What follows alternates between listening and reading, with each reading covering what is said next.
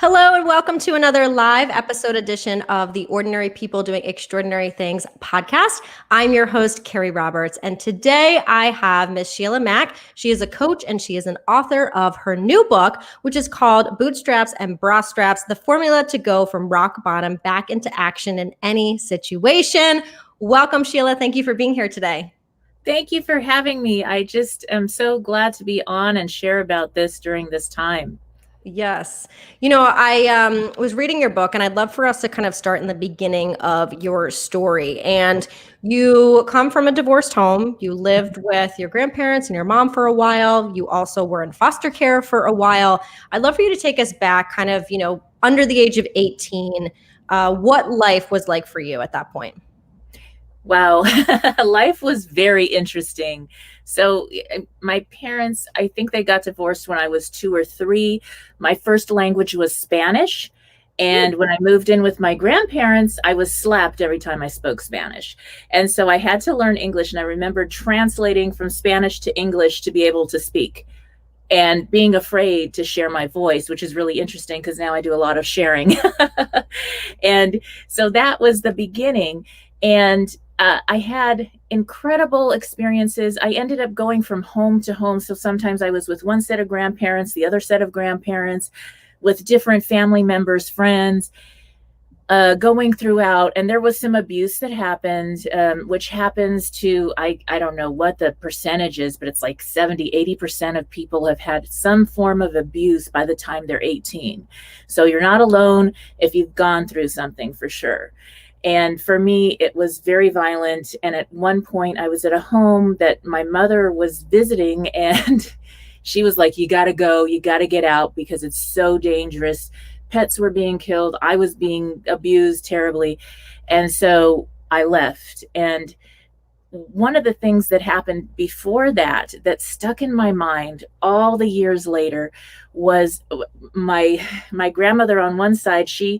She had a group of very incredible women. They were all stoic older women, I don't know, 70s, 80s. Maybe they were younger because I was, 5 or something. And they would get together and have coffee and tea, and they would discuss what they went through in their life. So one lady had lost her entire family, brothers, sisters, and parents in a concentration camp. Another lady, her and her husband escaped a country to come to this country. They didn't speak English, and they left every single thing. They didn't have a penny. And another lady, she lost her husband, and she owned a Greek restaurant. It was a very famous Greek restaurant in LA over the years, but it was back in the day when everybody was against a woman running a business. So she had to really step up and own her strength and say, no, I'm going to do this. I got this. I can do it. And so these were the type of people that I heard these living history stories from. And I thought, oh my gosh, I wonder what my adventure is going to be.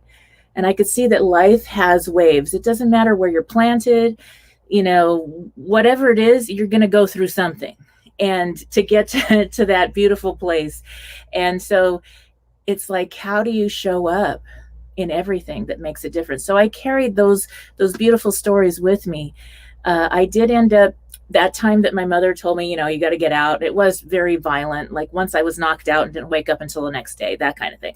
And so, but you're little, you don't know the difference because that's what you're living, you don't have much control when you're little, and it's not your fault. It just happens sometimes. And so I was told to just run. And I had this little bus pass, and I get on this RTD bus in California, and I went down to friends' houses, and I stayed from one friend to the next. Sometimes I slept on the benches at the Troubadour in different public places that my friends worked at, and at night they'd let me stay there. And for about 3.5 years, I was homeless. But back then I was on an adventure and I had no idea. And how old were you at that point? 10 to 13 and a half. And one day I found out about this incredible thing called foster care. And it was like, you can go to school and you can get an allowance and you can, have like peace and you don't have to move from place to place. And I thought, well, sign me up. And when I went to get signed up, I had to turn myself in as a runaway. And I was like, well, I didn't do anything wrong. What is going on? How am I the one doing something wrong? And I did end up going to beautiful homes. and learning a lot. I ended up working for incredible people because I knocked on the door of some very amazing people that owned art galleries and designed buildings. And so I worked for them. At 13 and a half, when you're in the foster care system, you're allowed to get a work permit, at least back then. And so I had a work permit and I worked for them, and I learned how to do events, how to do all these incredible things. And I met tons of famous people. And then I would go home to the group home and I would think, wow, there's a choice in our life. I can go this way, and the kids are getting into, some of them were getting into a lot of trouble and fighting and partying and all this, or I could have this other life, and I get to choose. So the first thing I did was knock on the door, which is a big secret. You always have to have confidence enough in yourself to knock on the door. I mean, I literally knocked on their door at this big mansion and I said, "Hi, I'm Sheila and I want to be your personal assistant." And they hired me on the spot because they thought it was so cute. And, and actually the man that hired me, his art was in the White House at one point. So he was very well known. And he was also in foster care back then. They called it being an orphan.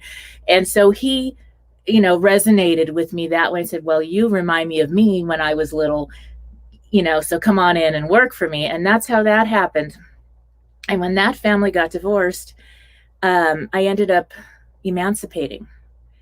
And so when I'm emancipated, I actually had to go to, they said, "Okay, you need to go either to juvenile hall or to camp and wait a couple weeks and while we go through the court system to emancipate you." And I had to have a job and I had to show that I was going to go to school and all these things.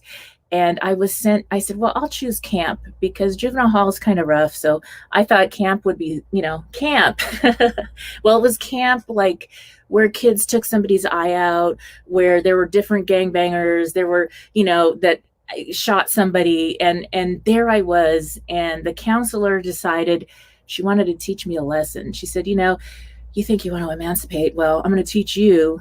And she didn't turn my paperwork in. So I was there 6 months and I learned, and I thought, wait, what is this? Because of those beautiful ladies, those older ladies, I was like, this is something that's giving me a gift, that's teaching me how to be compassionate, to hear these kids' stories, to understand what they went through and learn about who they really are and why they're angry or what made them do whatever they did.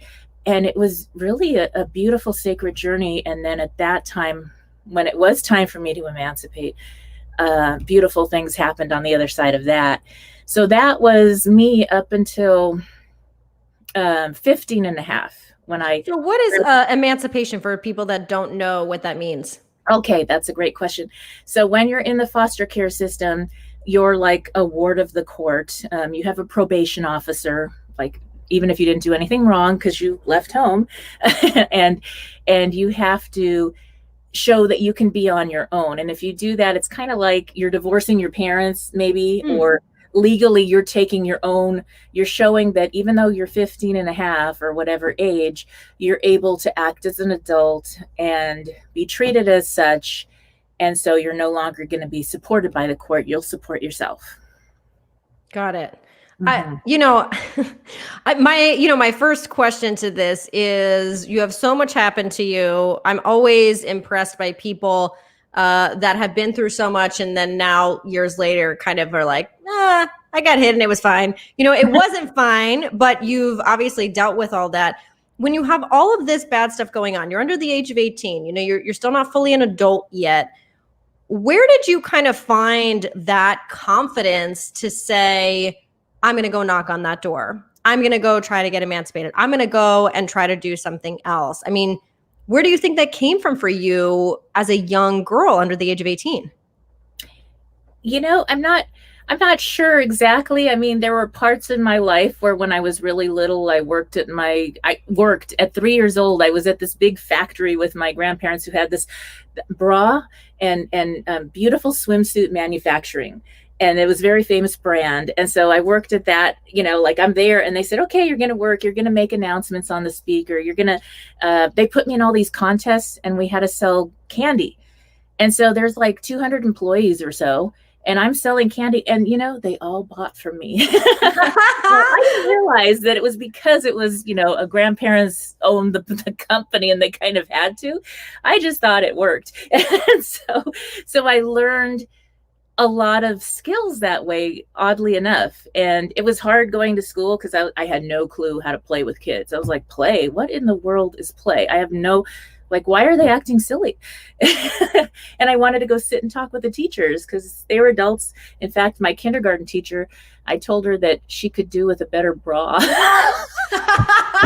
You're like, I know one and I can sell it to you. I like it. So that's the name of the book came from, really, is those kind of funny experiences. And, when you think about it, my life I had beautiful moments too. Right before things got bad, in school, I wrote this paper, and it was to help the hostages. And we'd tie the yellow ribbon. It was in Iran, and there was all these, the gas lines, and this was before your time, but this is dating me. But anyway, and I wrote this paper, and I got to all these different, we had like speech competitions, and we would go, and there was maybe 10 or 12 of us, and we got to give our speech in front of President Carter at the time. So like, I had these beautiful experiences of being empowered, and these incredible older ladies that loved me and supported me, and they were like, you could do anything. And I went through this, and if I did it, you could do it, And so I had that. And I think that was where it was like, of course I can knock on this door and help these people. That it was different. I was a little different. Yeah, but I mean, in a beautiful way. And one of the things you talk about in your book is when you're 18, you become pregnant with your first son, you give birth to him, and he is born kind of with a bit of a sickness, and you're worried about him. And you also personally are kind of feeling a little bit unloved and lonely and alone. And you describe it as kind of really your first rock bottom experience. Can you talk about what was kind of going on at that point for you? So, I was in a relationship, and, young people, and you get pregnant, and I had this infection. And so I ended up in the hospital, and I didn't even know I was pregnant. They said, by the way, you're pregnant and you could die tonight. And I was getting, sepsis, something where your blood is being poisoned. And it was a kidney infection. And so I couldn't stand upright, and it was really bad. And my blood work was terrible. And I had these 5 doctors come in, and they all told me, the best thing to do is just, terminate this, and we'll give you this really strong drug because you're going to die. And I went and told my boyfriend at the time, and his parents were there, and I told them, and they said, okay. And then they left, not knowing if I was going to live or die. They just left. And I was like, okay. And so there I was alone, and I was fighting. Now, this was me. Most people might have been like, okay, there's 5 educated doctors here, and I'm a young kid and I don't know anything, so I'm going to do whatever they tell me. And I said, no. And I started yelling at them. And I'm like, I didn't have insurance. I worked like 40 hours a week at a company, but they didn't insure me. And, they had it under overtime and all these different things and ways to not give you insurance. And so, this happens a lot. I'm sure most people have heard of stories like that or experienced it. And so I said, if I had insurance, you would figure this out. You would give me the care that I deserve. And that's what I know. So figure it out. And this intern, this young lady, was an intern. This is at Women's Hospital in LA. And she walks by and she says, oh, you know what? There's this new experimental drug. At the time, it was Cipro. And she says that will save you and not harm the baby. And they were so mad at her because I guess, they didn't agree with me having a child so young. Perhaps, I don't know, but, but it worked. And the next day I was getting better and I was safe. And, days go by, weeks go by, nobody shows up. I'm like sending people that are checking out to go to the boyfriend's house and say, hey, I'm alive, and Yeah. the first thing I decided was I woke up that first morning when I was finally feeling better. And I thought, okay, I'm alone. I don't really have relatives that were talking to me because they were mad I emancipated, even though they never cared for me. And and so I thought, I don't really have anybody to call. And my young friends, they just can't relate to what's going on. They're out having fun and they're just not there yet. And so I said, this is a choice. And I decided that moment, if you want to receive love, if you want to connect with people, you've got to give it. And so I got a robe from them, and I got permission, and I'm walking around with the IV, and I'm rolling the IV, and I got permission to help hand out the juices. And they showed me how to check the chart, because they're like understaffed and everything. Check the chart and not give juice to people with diabetics or whatever, and diabetes. And so I did that, and I made friends with everybody on the whole floor. And the next thing you know, I wasn't alone anymore. And I was like, this is great. They kept me there like 3.5 months. And that's a long time. Yeah. But it changed. It shifted. I could have sat there and felt sorry for myself and been, and I knew that would be very unhealthy for my physical healing, for this unborn child, for my mental health. It just didn't make any sense to me. And all of those other people, also, a lot of them didn't have anybody either. And now they did. And then we all had each other. And, I was friends with the nurses and the doctors and so they all took care of me so well because I was giving. And then you can receive. When you give, you receive. So that was that. Yeah. And I wanted to read something from your book real quick. And you say, this is kind of in the beginning, you say, hitting rock bottom can take you by surprise.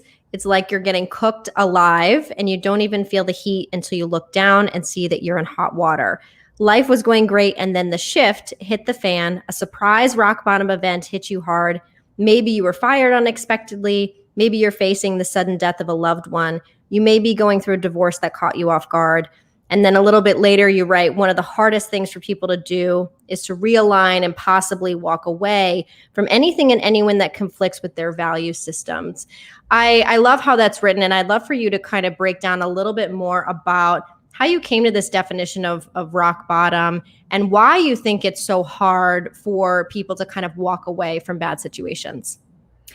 I think part of it is that, you go to my background. I told you about my youth a little bit in those interesting times.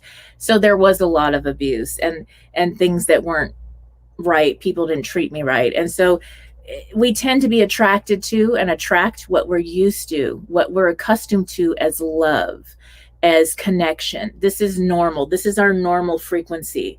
And so then you end up aligning with those kind of friends, relationships, people, and you're like, well, this is not what I wanted because this feels just like what I just left. And it happens. And the beauty of it is that when you have awareness, then you're aware and you're like, oh, wait a minute. This is about me. It's not about how these other people are. It's about the fact that I was attracted to them and attracted them to me. What do I need to change about myself? So it's taking personal responsibility and then being honest about what you really want and who you are now. So you make peace with the past and you can move forward easier. And the next thing you know, you start attracting really healthy people, healthy relationships, beautiful experiences, because that's who you are resonating at now. So that's kind of the difference. Yes, I really like how that's said. And, throughout your book, you talk a lot about your story and kind of through the years, you've been through a lot of different hardships, personally, professionally, all sorts of things. But over time, you started realizing like, wait a second, I've always learned how to get through this into something better. What am I doing? There's actually a system here and you call it Boots. And it's kind of this formula, and just in basic terms, it stands for being, which means you're kind of deciding that that's who you are. Orientation, where it's this concept of it is what it is. It's not better or worse. It just is what it is. Your order of operations, which is kind of similar to this military formula to get results. Your thinking, which means you don't focus on survival, but opportunities. And then stepping up, which is kind of this personal responsibility and action. You've got a lot of great stories in here, not only from you, but from other women. Can you share with us, one of the stories that you went through? And as you go through the story, kind of talk about each of these kind of areas of the boots, and kind of so we can get an idea of how it all works together. Okay, so back in the beginning of the birth of the concept of the boots formula and the book, it was 2017. I had just purchased a home after traveling 7 years straight and doing a lot of personal development and helping people, doing consulting and traveling the world, having a blast. So there's beautiful times in my life, definitely. And I decided, okay, I'm done with traveling. There's so much. I want to just settle down, get a house again. I buy a house in November, fixed it up, paint the walls, make it beautiful, design it, put all my furniture, all my belongings in. And on December 3rd, we had the Ventura fire. And I drove home, and I drove quite a ways, maybe a 40-minute drive from working with clients in LA to Ventura. And so I drive home and I see the flames, and I'm just feeling like, oh, this is not good. By the time I get to the house, the power's out and the wind is really strong. So the fire's spreading fast. The neighbors don't realize how bad it is because they've been home. Maybe they're in bed or watching TV, but they're not cluing in. So I'm like, you got to get out. Then the firemen, they get out. So I had 20 minutes, got all my things out, got my cat out. And I had purchased a little mobile home prefab up in another canyon in LA, like Topanga Canyon, kind of that area. And so I had this little, very humble mobile home, and I had made it beautiful. That is a point about wherever you are at in your life, make it beautiful. I was a super host, and people would repeat visit and have their honeymoons in my mobile home. Go figure. It's mindset. That's ridiculous, right? It's true. And so I ended up going there instead of to the shelter because I had the cat, and I had this little 400 square foot side shed. It had like a mop sink, and it had like a little restroom, and that's it. And it was very teeny. It had like a little cot, and it was for where you put the towels and the cleaning things for the guests. And I stayed there, and I got a little bit depressed. And I don't do depressed. I was like, wow, this is kind of like not so good. Next day, my friend came over and I said, welcome to the Sheila Mac show. This is ridiculous, right? We're joking about it. And my cat runs out, never came back. I think she got eaten by a coyote. And so I'm like, really? And then one of my 6 children borrowed my car. And I had just, got into this car, and I was like, you're kind of 50-50 in, half paid it off. He crashed the car. He was fine. Car was gone. So now he's loaning me his beater car where you roll the windows down and it kind of drives sideways, and it like needs 8,000 in work, and he owes so much. And I'm like, really, I have been demoted so fast. How does this happen? And you know what? They always say it like comes in threes. It's always, I don't know where that comes from, but it's interesting. It's like, boom, right in a row, right? Exactly. And I thought, and here I'm in this mobile home community, and they're looking at me like, now what she thinks she's going to do. And I'm like, well, watch. And so I go and I bought these dollar store stickers, and I decorated the inside of the beater car. And my son's like, wow, you really souped it up, Mom. And I'm like, that's right. Because of the environment matters. And our mindset matters. And I got this rebounder out, and I'm jumping up and down. I'm doing affirmations. My neighbors think I've lost my mind. The fires are still burning. Within a month, I end up getting a promotion, moving to Beverly Hills, getting a new job there in this beautiful penthouse, working with incredible people. My online trainings expanded. And, I got a new car. It had some miles, but it was a new, nice car that I needed. All these things showed up, and I go back to get my things at that little 400 square foot shed, mobile home shed. And that's when I said, wait a minute, I don't want another person to be feeling alone. I want it to be like, I want to write something. This is the steps I took. And I wrote that down and made it into a formula, gave it an acronym, Boots, that made sense. And I thought, if that was my best friend, somebody I don't know going through a tough time, if they were my best friend, this is what I would say to do. And I'd take them by the hand. I'd say, okay, we're going to get grounded. We're going to see, who are we being? So during the fire, the B in Boots, who are you being? And who do you need to be in this situation in order to get back on track? And so that's the B. And then the order of okay, so then there's the orientation. So this is where I'm at. I just lost everything I owned, and my car and my cat. And this is the reality. I can't lie about it, but in order to get to a better place, I have to be very honest about where I am on the map and what I want as a new outcome. I mean, I lost this home that I worked really hard for. And, it was really tough, but I had to be honest. Then it was the next order of operations. And I had to say, okay, obviously, the insurance is paying off, what's owed on the house. You get nothing. You lose your deposit. You lose whatever you had in the car, and it's paid off and clear, and you get a couple bucks, and there's that. And so you have to realize where you're at and what order. You can't just move to Beverly Hills and buy another car in a day. I did it really fast because I applied these principles, but it still took time and order. Think about how you have the order of your day. Even if you get up and you exercise and you meditate and you do all these things, you feel great. You're more productive at work. If you sleep in and you drink and eat the wrong foods and you talk about depressing things, it's going to shift your whole day. So it's the order in which you do things that makes all the difference. And the next thing was T was for thinking. That was my mindset. That was so important. I needed to make the car beautiful, make that little 400 square foot shed pretty with flowers and silly things that, I needed to do those things and have the mindset that I'm going to get through this. And that really helped. And thinking is also asking for help when you need it, being honest with your friends, family, co-workers. That's how I ended up getting invited into beautiful new work and home environments and that kind of thing, because I was honest. And I say, well, this happened. It wasn't something I did. It just happened to everybody. And, I need to get back on track. So it's okay to ask for help when you need it, and then keep a really strong mindset. Your thinking makes a big difference. And then stepping up was me knocking on the doors. Again, going back to knocking on the door and getting that one job when I was a kid is knocking on the doors, asking for not only help, but offering what you can. So I was also giving back to the community and getting involved. But when we do that, people see who you are. I've never applied for jobs.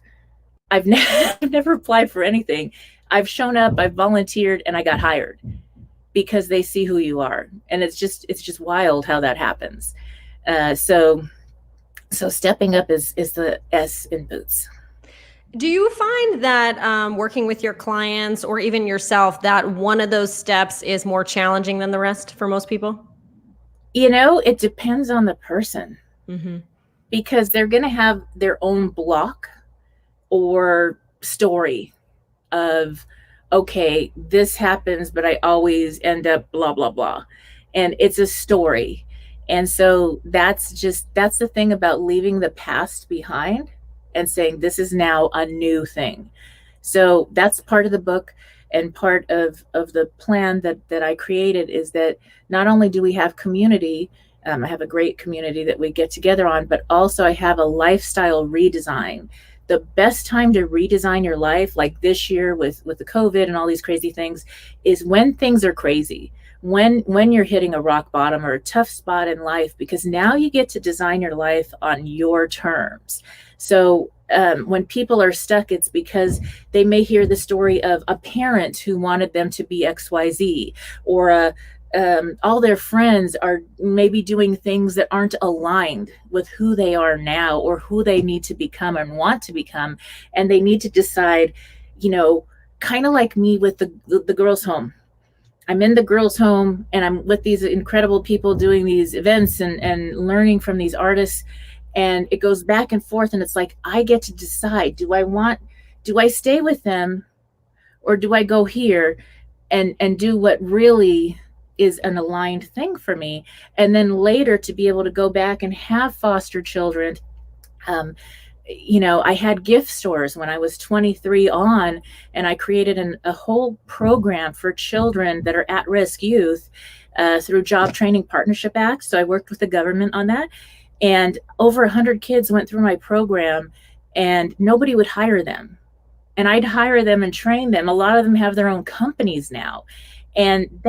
So when you give, you receive, but it's like, so you leave. Sometimes you have to leave people that aren't aligned so that later you can lead them to something better that they're looking for in their lives.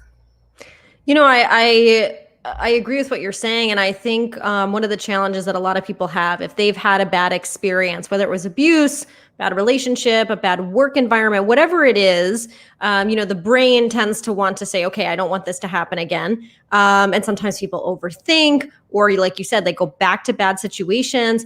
Do you have any advice from your own experience or working with clients when people are just kind of like overthinking, or they feel like this is too good to be true, or I'm in the same position I was before? Like, how do you let go of that past and say, this is a new experience, a new job, a new opportunity, a new person? I think there's a choice in that. And a lot of the chapters, every single chapter in the book, you're doing self-work at the end of the chapter and activities to help you get through those blocks and self-discovery work so that you can create your life on your terms. So when you're able to do that, the easiest thing to do is to really say, okay, if today is the new day and I'm going to choose now, it's not about anything from the past. I get to choose new things. You'll start to see, oh my gosh, there's incredible relationships out there that, maybe you had a breakup or somebody was just terrible in your relationship and you thought, oh, okay, but there are people that are just pure love that are incredible for a relationship. That's what I'm looking for. And then you start attracting that. So the first thing is to acknowledge that, yes, there are people, places and things that are just not aligned. They are just not for you anymore. Or maybe they were never really for you and you got stuck in them. But now you've taken your power back and you're living your life on your terms. And so when you see something that's like, oh, that's not a good workspace or that's not a good relationship, then you get to choose. And that's where you have the power of the community also to help you so that you can walk away when you need to. I mean, I go into a chapter on getting through abuse or getting through dealing with somebody with addiction. So that's when you're learning boundaries.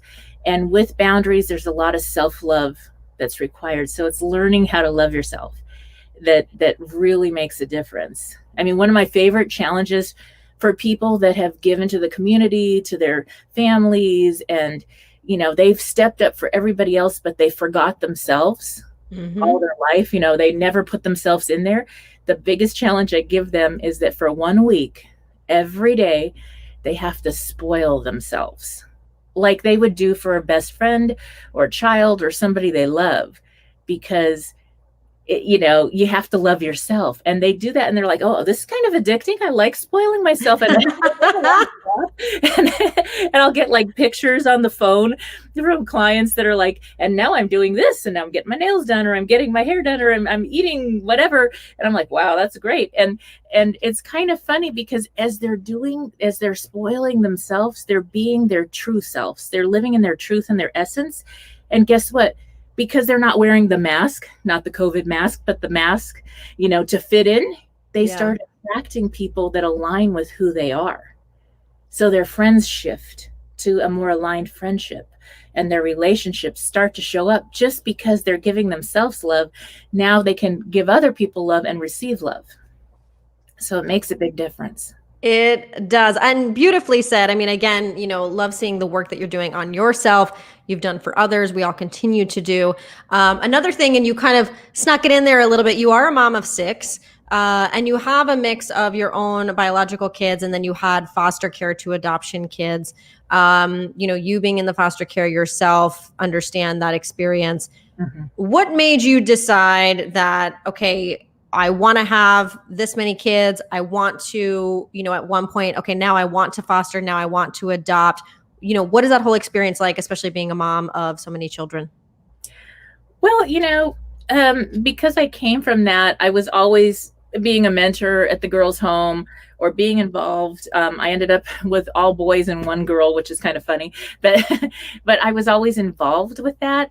And I had that one child, and then the doctors were like, "Nah, you probably shouldn't have any more kids. It's not going to happen. You have some issues, whatever." So then I adopt these kids and foster to adopt these kids, and then the next thing you know, my last two children showed up. And I know there's a lot of people struggling with maybe bringing a child into the world right now. And sometimes when you bring another child in, it's almost like a soul contract. It's like, oh, that child was supposed to be part of our family and part of the whole thing. I was designed for them as a parent in this way, as a foster or adoptive mother. And then, because again, it's the same concept of when you're giving, you receive. And it comes in whatever way the blessing shows up. But that's what it was. And then here I get my last two children. And so that kind of happened. And it happens a lot. You hear a lot of stories about how they can't have a child, they're stuck, they're having fertility problems, whatever. And then they'll open their home, they'll foster a child, and the next thing you know, they're pregnant with twins. They're like, wait a second, we didn't ask for all of this. Yeah. Yes. So it's so much. And, we were talking earlier, your kids are adults now. And we were saying, before we started this podcast episode that, before the house is crazy and there's kids running around, and now it's kind of back to you and your moment. And you've written this book and there's a lot of things going on. What is kind of your hope for yourself in this next chapter of your life, where it turns a little bit more towards you as your kids kind of go into their own adult life? Well, for me, the most important thing is that I'm doing what I love to do, and that's helping people in whatever way I can. And through the book and the message, I have lots of free resources and videos and interviews and things that can help people, give them hope, especially through this year. I didn't know this year was going to happen when I wrote the book, because it takes time to write a book. But during this time, we all can come together and help each other, and it makes such a difference. And as a parent, what we do, what we model, is what our children are going to follow. It's not what we say or tell them these rules. And it's not that. It's how we're living and being is going to affect them. And whether you're a parent, you're a leader of your home, you're a leader of your business, you just go to work and you're not, maybe you're not the boss, but you are the leader, because how you show up is going to affect everybody in that room.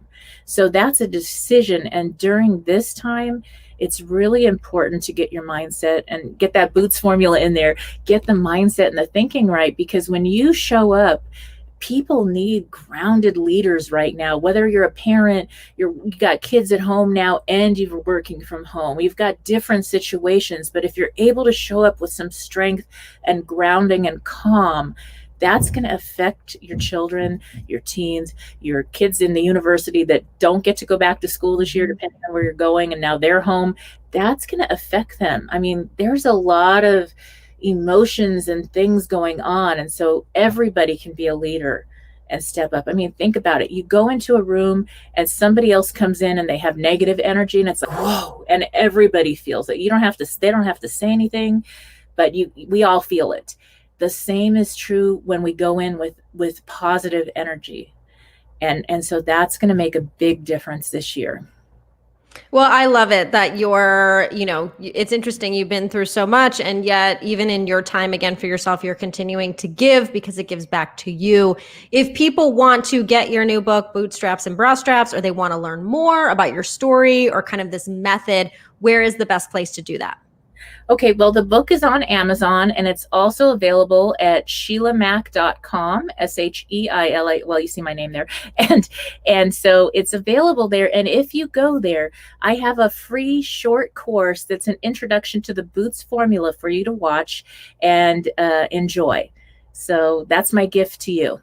Perfect. And the last question I like to ask all my guests, Sheila, is what is one word or quote or mantra that you try to live by every single day?